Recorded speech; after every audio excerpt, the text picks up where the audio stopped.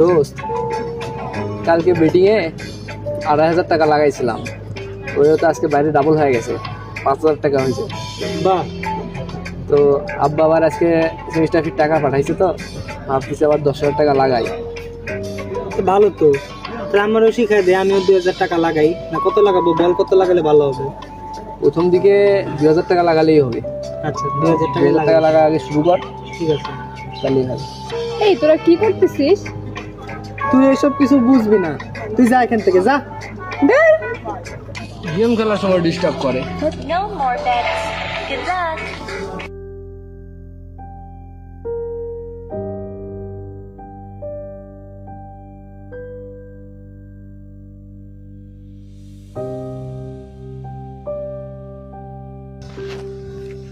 কিরে দোস্ত, ক্লাসে যাস না কেন?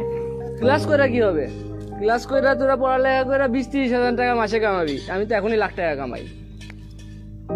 তো যাই করি, একটু ভেবে চিন্তে করি, সাবধানে করি।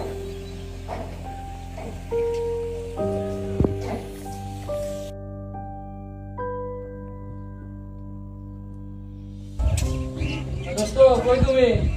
হ্যাঁ দোস্ত। আজকে আমার বাড়ি তোমার দাওয়াত। আচ্ছা ঠিক আছে, আচ্ছা, সন্ধ্যা করে চলে আসো তাহলে আমার রুম। ওকে।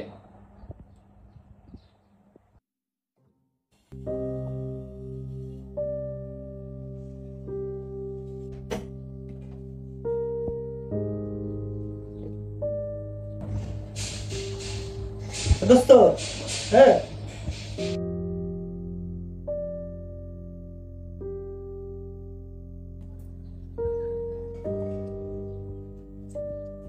আরে বন্ধু, ওঠ ওঠ ওঠ ওঠ বন্ধু, বস বস বস।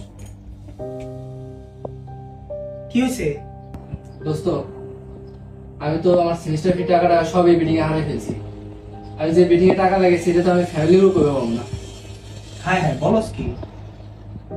এখন আমি পরীক্ষা দিব কেমনে দোস্ত? আল্লাহ আমারে বাঁচাইছে, ভাগ্যিস। তুই এই গেমের খবর পাইলি কই থেকে? দোস্ত, আমরা তো কইছিল আমার ওই বড় ভাই। আমি হলাম জুনিয়রদের সবচেয়ে কাছের বড় ভাই, কিন্তু আমি যে কি তা তো আমিই জানি। ওরা খেলে বেটিং নিজেদের ফোনে, টাকা আসে আমার পকেটে। ব্যাধির মতো ছড়িয়ে পড়ছে অনলাইন জুয়া।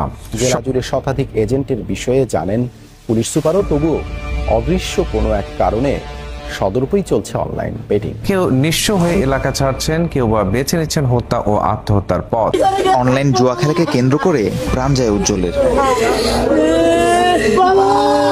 প্রত্যন্ত গ্রামে ছড়িয়ে পড়েছে অনলাইন জুয়া।